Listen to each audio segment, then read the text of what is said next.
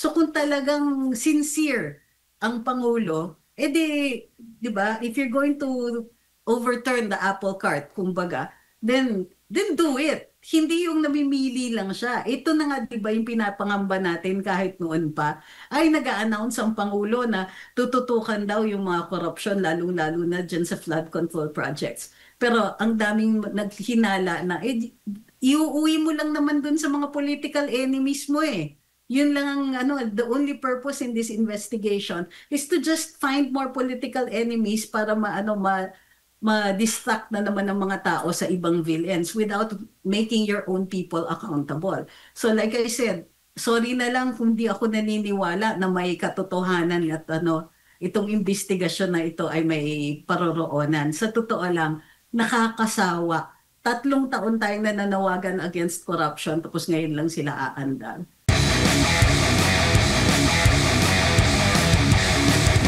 Doon po sa Belgica ruling ng Korte Suprema po, attorney, malinaw na ba nakasaad doon at meron po ba kayong nakikita na sa budgeting dito po sa nakalipas 2025-2024 ay meron po bang malinaw na paglabag o nakikita kayo posibleng mga paglabag na nagawa po, attorney?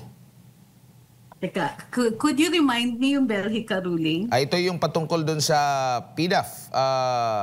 Yung sa pork barrel po no ng Korte Suprema, attorney, kung saan sinasabi nga na hindi na dapat nakikialam yung legislative no sa pagpapatupad ng budget na trabaho ng executive. Pero marami pa rin tayong kaya nga napanukala ni Senate President Chis Escudero yon kasi nandun pa rin yung term na pakikialam. Possible. Meron din yung nabanggit din natin kanina, yung mga insertions bigla. And kung imamatch mo naman ito sa naging sona ng presidente, ang sabi naman niya, wala siyang papayagan na budget na kung hindi ayon doon sa kanilang proposal. Kumbaga, kung may mga singit dyan at hindi na akmak, which is, yan yung kini-question, di ba? Para dito sa 2025 budget, na nagkaroon ng dagdag no sa mismong BICAM na, attorney. Yes, okay. Naalala ko na yung Belgica ruling. Ito nga yung operative fact, naalala niyo? Ito ba yan? Ito yung sinabi ng Korte Suprema, oo, mali itong ginawa dito sa PDAF, pero operative fact na siya. So, in the future, bawal na ito. So, in this case, parang nakikita natin na it should have been groundbreaking ruling pero parang hindi yata rin nangyayari. Na there are ways and ways around it. Yan na nga, nakita natin, mayroon tayong mga blanco sa BICAM, mayroong mga binanggit si Congressman Ungab tungkol dun sa mga, meron ng allocation, yung mga automatically allocated ng mga proyekto which have direct allocations like yung PhilHealth, yung NCCA, may mga portion dun sa mga revenue like taxes, the travel tax, and the sugar tax, may automatic allocation for PhilHealth and for culture and arts projects. Pero for some reason, in 2025, nagkaroon sila ng dagdag. Yung dagdag, hindi naman in-identify yung sourcing.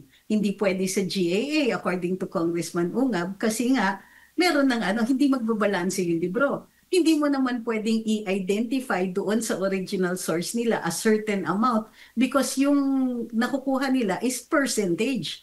So, for some reason, nagkaroon ng mga ganyan. So, ang nakikita natin dito is that the first thing we really need to clean up is the budgeting process.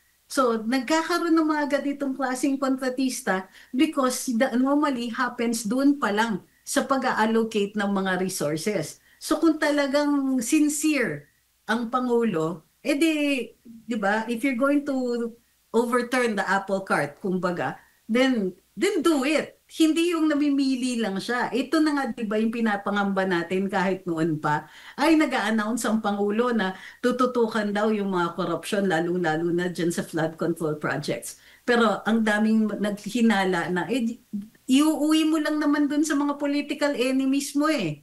Yun lang ang the only purpose in this investigation is to just find more political enemies para ma-distract na naman ng mga tao sa ibang villains without making your own people accountable. So like I said, sorry na lang kung di ako naniniwala na may katotohanan at itong investigasyon na ito ay may paroroonan. Sa totoo lang, nakakasawa.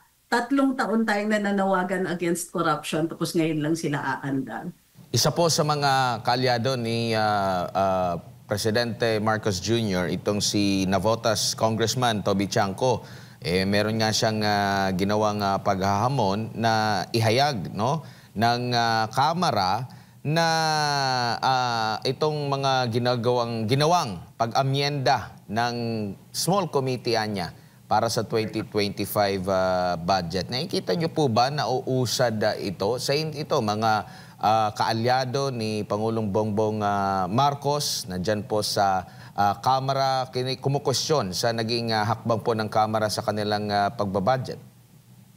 Well, believe din naman ako sa tapang at saka sa sa mga sinasabi, sa articulateness ni Congressman Toby Tiangco. Pero sorry po pero parang yung direct approach niya, yung directly halos konti na lang yung direct na accusation na tungkol dito sa kay House Speaker, well, direct na talaga, and his possible cohorts, laudable yan. Wala akong problema dyan. Buti nga sinasabi niya yan.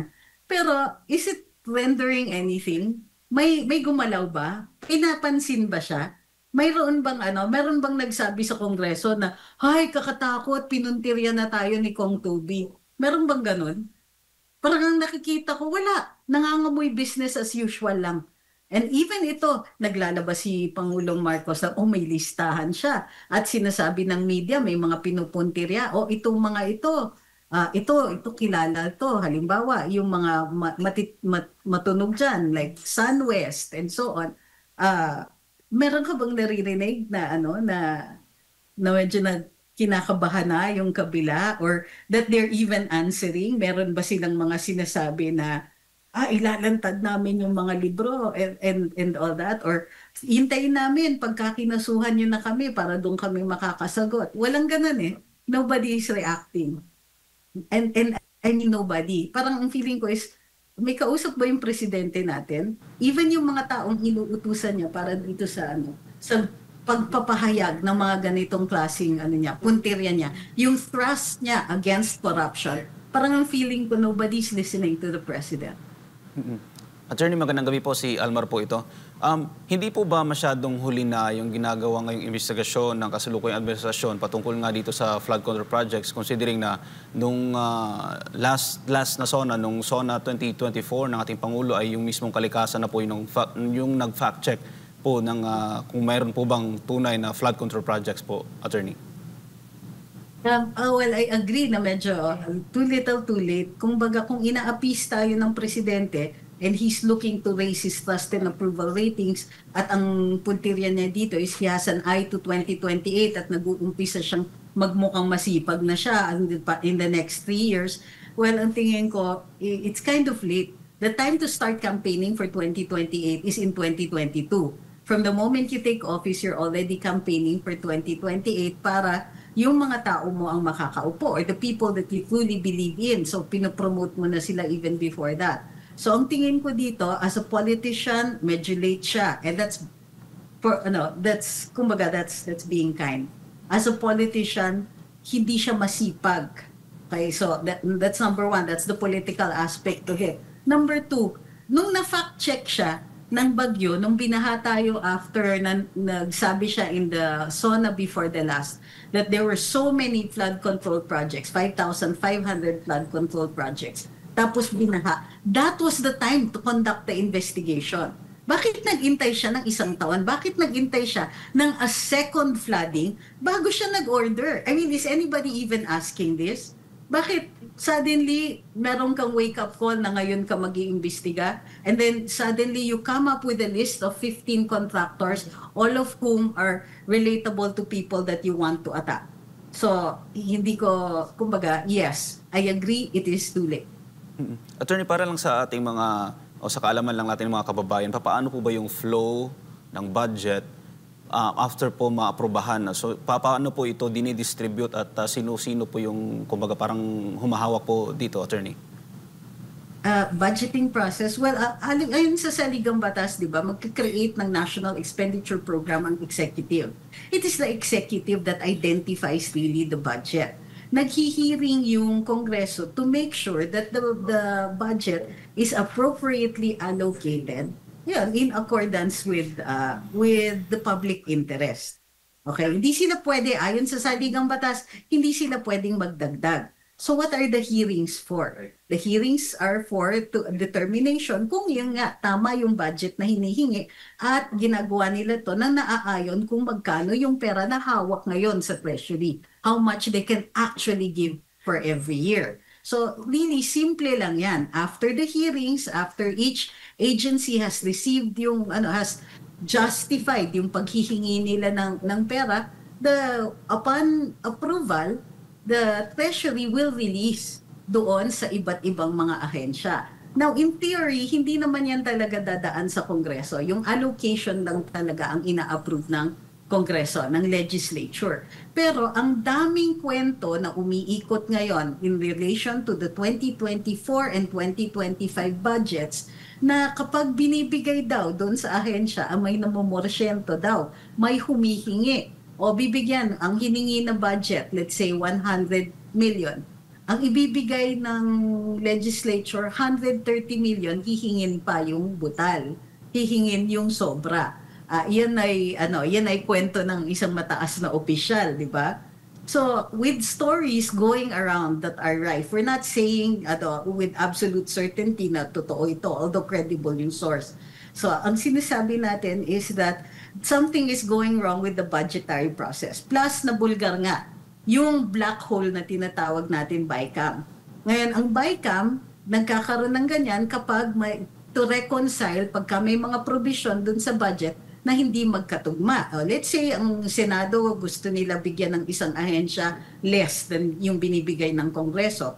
Kasama sa BICAM, mag-usap sila, i-reconcile nila yon kung magkano nga ang ibibigay. Now, here's the problem. Walang transparency ang BICAM. Kung matatandaan natin, kaya nga natin kinakasuhan, di ba? Kaya nakasuhan sila. Ang BICAM, walang transparency yan. There are no transcripts, walang record of the voting, walang kahit anong ganyan. Ang meron lang is, yun na nga, yung supposedly whatever copy will be sent to the president for signing. So, hindi natin alam kung ilan pa ang dadaanan yan, how many times yan na-revise, and so on. Wala tayong nakikita na official records of even any of the discussions during the BICAM. So it is entirely possible na alinsunod sa NEP yung mga nangyari na yung mga inapprove ng both houses of Congress, pero pag lumabas ang bill, ang dami ng milagro. So again, this entire budgetary process must be subjected to a microscopic evaluation. Where are we going wrong? At saka dito, kailangan we plug in the holes of the corruption that could possibly be happening during the legislative process.